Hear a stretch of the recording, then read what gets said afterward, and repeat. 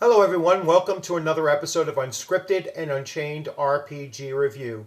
I am Judge Bloodworth, and as you can see by the graphics, today I'm going to be talking about Adventure Conqueror King 2nd Edition. Uh, Continuing my coverage of the core classes, this will be part 2, and today I'm going to be going over specifically the Thief and the Mage.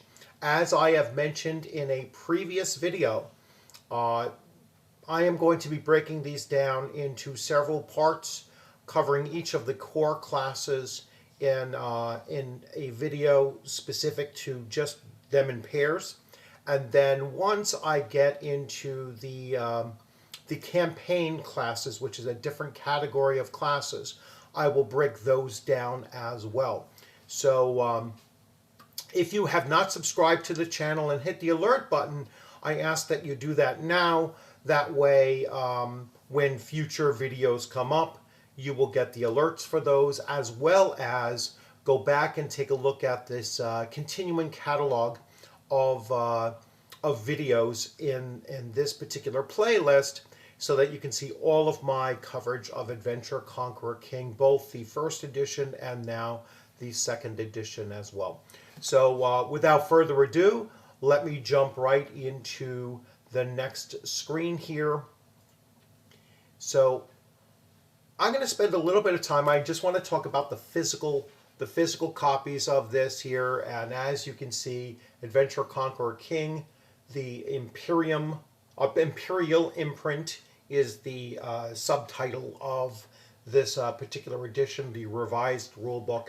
And I just want you to take a look at the art and the layout and just the ease of accessing all of this information here, including templates and such. So when I'm going over that in the with the PDF, you don't really get the full presentation that you do with the physical copy, as well along with it. So I just wanted to show you that it is really an incredible piece of art that this collection of books, and there are 3 huge volumes in this collection, plus a judge's screen and other peripherals as well. So without further ado, I am going to shift now over into the PDF view and start covering the Thief and then the Mage classes. So here we have the Thief class, and it is one of the core classes. There are 6 core classes in Adventure Conqueror King, and its key attribute is dexterity, which is pretty uniform across all fantasy-based TTRPGs. The requirements, there are none to play this class. So again, this is a core class, a starting class. Hit die is D4, so really old school there with just a D4 for hit die. Maximum level is 14. Where other classes rely on their valor in battle or power with magic, thieves rely on cunning, stealth, subterfuge.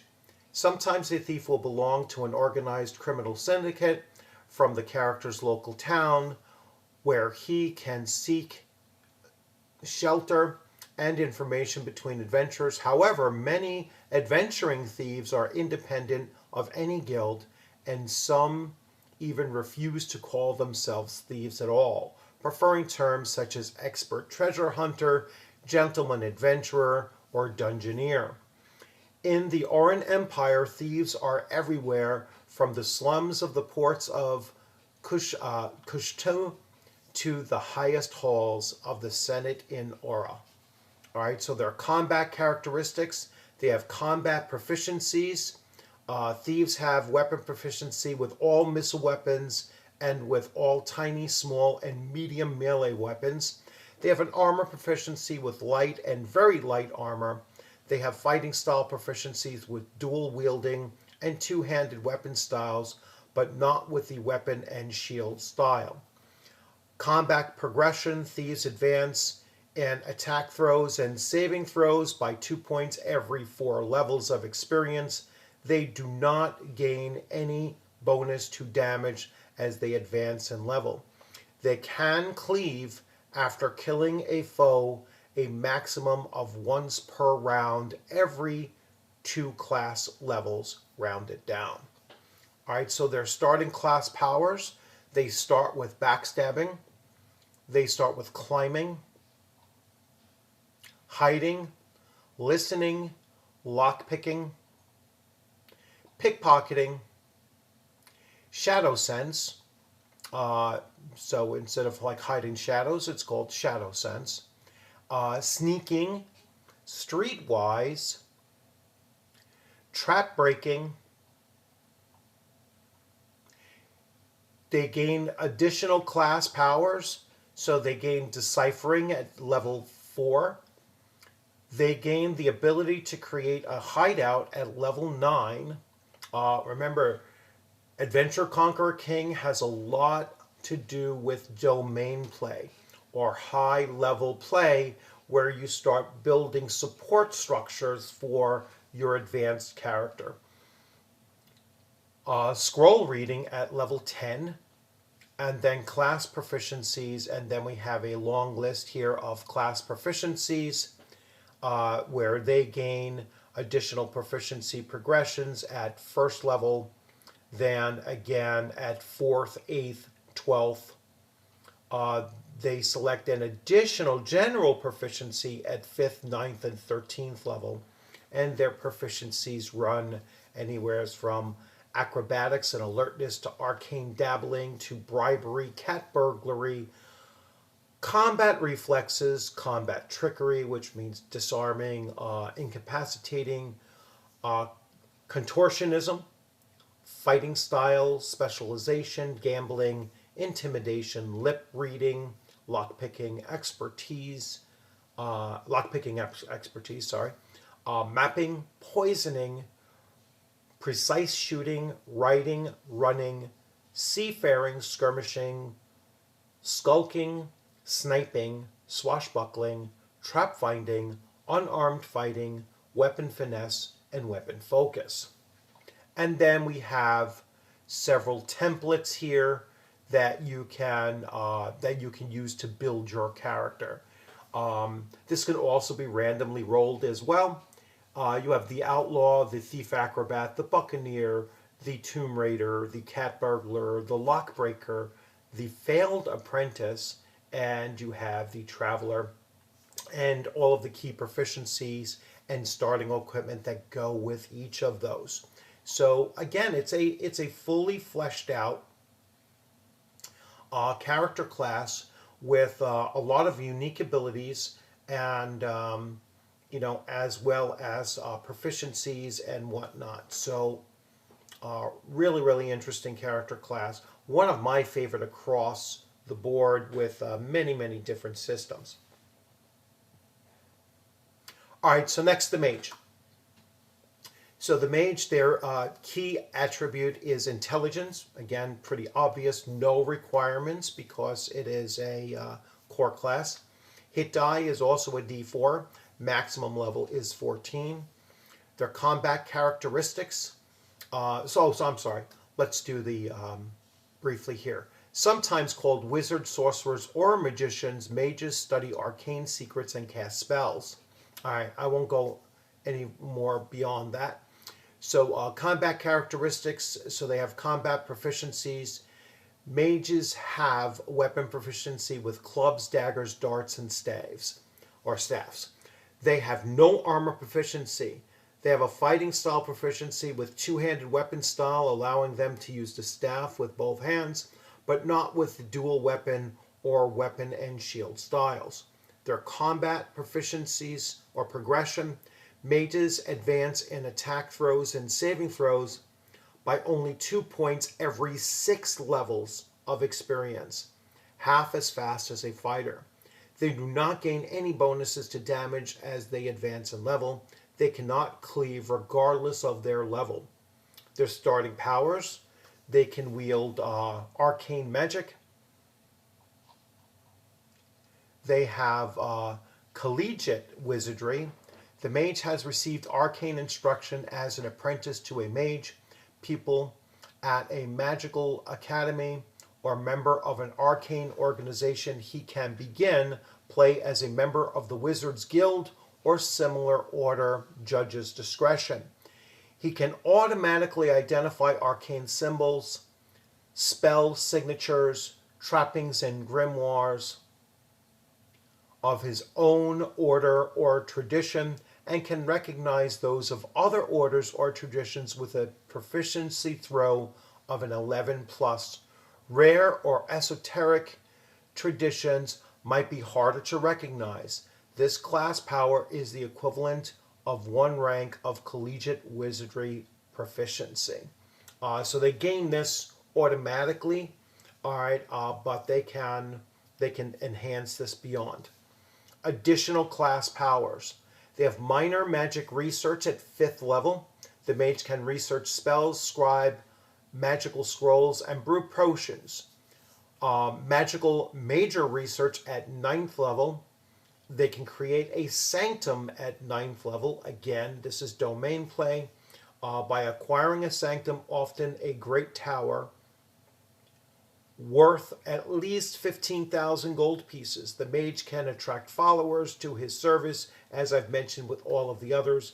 This is once you get to these what's oftentimes referred to as named levels or lord level, levels. You start to gather followers along the way, and that really does become a greater part of playing Adventure Conqueror King. Is it really is focused on developing that domain play amongst your players. Now, that doesn't mean that you shouldn't start the player characters at level 1 and let them work up to that progression. It's just an added element and really a focus of this game system to go beyond what many other campaigns might not do so.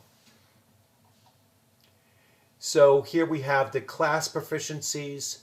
At 1st level, mages select 1 class proficiency from their class proficiency list and 1 general proficiency from their general proficiency list. They select additional class proficiencies at 6th and 12th level. They select an additional general proficiency at 5, 9, and 13. Mage proficiencies are alchemy, battle magic, beast, friendship, black lore of Zahar, bright lore of Aura, counterspelling, diplomacy, elementalism, elven bloodline, engineering, expanded repertoire, experimenting, familiar, healing, illusion, resistance, knowledge, language, lore mastery, magical engineering, master of enchantments and illusions, mastery of conjuration and summoning, mystic aura, quiet magic, prestidigitation, sensing power, soothsaying, transmogrification, unflappable casting. All right, and here we have the various templates. So we have hedge wizards, necromancers, occultists, elementalists, classicists, war mages, polymath, and finally the noble magists. All right, and then all of the proficiencies that tend to go with them, as well as the starting equipment. And there we have the wrap up of these 2 core classes, the thief and the mage. I hope that you're enjoying these videos. I hope that you like the context in which I'm doing them, where I'm breaking them down in just pairings and then later on possibly a little bit longer. I'm also trying to keep these videos shorter, limiting them down to anywhere from 20 minutes or less if possible. And that should certainly be possible by breaking these down and chunking them. So I hope that you enjoy them done this way. But please let me know. Please let me know what you think about the format of introducing these in smaller bites of information. So anyway, thank you very much for joining. As always, I welcome you to subscribe and hit the alert buttons and to comment in the comments section. Like the video if you enjoyed it. Also, something I don't do enough of, I don't promote enough of the idea that I do have an X account. I also have an account on Facebook for this channel. And so I will be doing a little bit more in advertising those as well. So in my closing screen, I have two QRC codes, and you can scan the one that will take you to, of course, subscribe here on YouTube, but the other one is for X. And so if you scan that, you will go directly over to the X account, and you can then follow there. I do practice reciprocity. If you follow me, I will follow you right back. And that is for YouTube channels as well as for Twitter as well. So I look forward to seeing you in all of those other formats as well. And you have a great rest of your day. And as always, I look forward to seeing you on the gaming screen or at a convention sometime soon. Be on the lookout this Sunday evening at 7 p.m. Eastern Time. I will be doing an interview of Black Wall Games talking about Horde Wars. Horde Wars, both the basic and the advanced edition of Horde Wars. And I'm looking forward to seeing your commentary during that live stream as well. This is my first time interviewing anyone from this publisher. I am not familiar with the game, so I'm inviting this person to come onto the channel to talk up his game and see if it's something that, if he can convince me to back it, I certainly will, as soon as I get back from vacation. But let's see how it goes. I know this game system is getting a lot of buzz, and so I definitely direct you to go take a look at it as well. But watch my live stream this Sunday evening, again at 7 p.m. Eastern Time. And I look forward to seeing you there as well. Have a great day.